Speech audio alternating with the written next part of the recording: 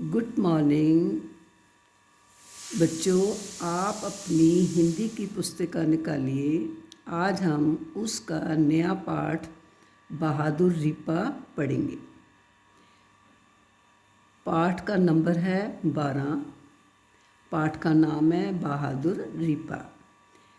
बहादुर रीपा एक छोटी सी लड़की है जो हर कठिनाई का सामना और बहादुरी से करती है और आग से अपने माई को बचाती है। चलो आज हम इस कहानी को पढ़ते हैं। 7 साल की रीपा नाम की एक लड़की थी।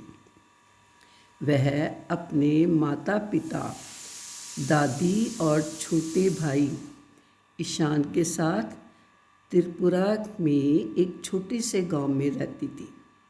रीपा जहाँ रहती थी उसी के सामने एक चाय की दुकान थी, जहाँ चाय पीने वालों की भीड़ लगी रहती थी।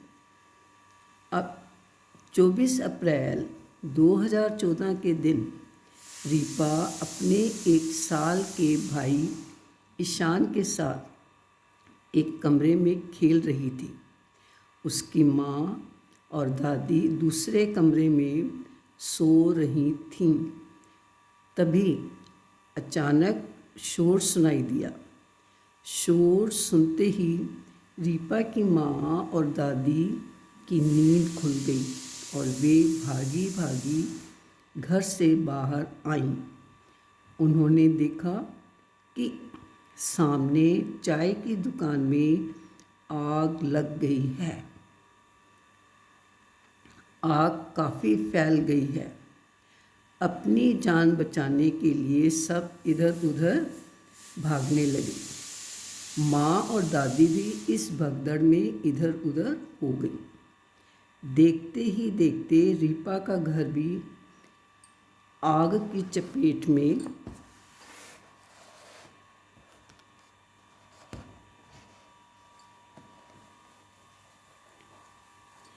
आ गया। जब रीपा की माँ ने अपने जलते हुए घर को देखा तो अचानक उन्हें रीपा और ईशान की याद आई, जो अभी घर के अंदर ही थे। वे ज़ोर ज़ोर से चिल्लाने लगी, कोई मेरे बच्चों को बचाओ, मेरे बच्चों को बचाओ, मेरे बच्चे घर में हैं, उन्हें वो आग में जल जाएंगे। वो ज़ोर ज़ोर से चिल्लाने लगी। इधर जब खेल में मगन रीपा ने आग की लपटें देखी तो पहले वह घबरा गई। उसे कुछ समझ नहीं आया। ईशान भी डर के मारे रोने लगा। लेकिन फिर रीपा ने हिम्मत दिखाई और सोचने लगी कि आग से अपने भाई को कैसे बचाए। तभी उसे एक कंबल दिखाई दिया। उसने झट से खुद को और अपने भाई को उस कंबल में अच्छी तरह लपेट लिया। फिर आग की लपटों से गुजरकर अपने भाई को सुरक्षित बाहर निकाल लाई।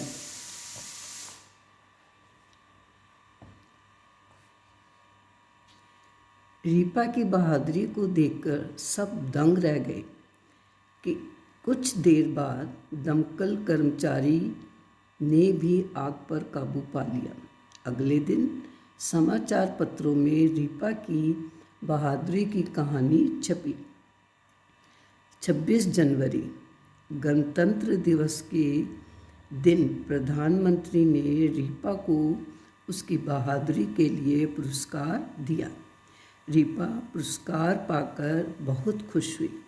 बच्चों, इस कहानी से हमें यह शिक्षा मिलती है कि कैसी भी कठिनाई हो, हमें उस कठिनाई का सामना बड़ी बहादुरी से करना चाहिए।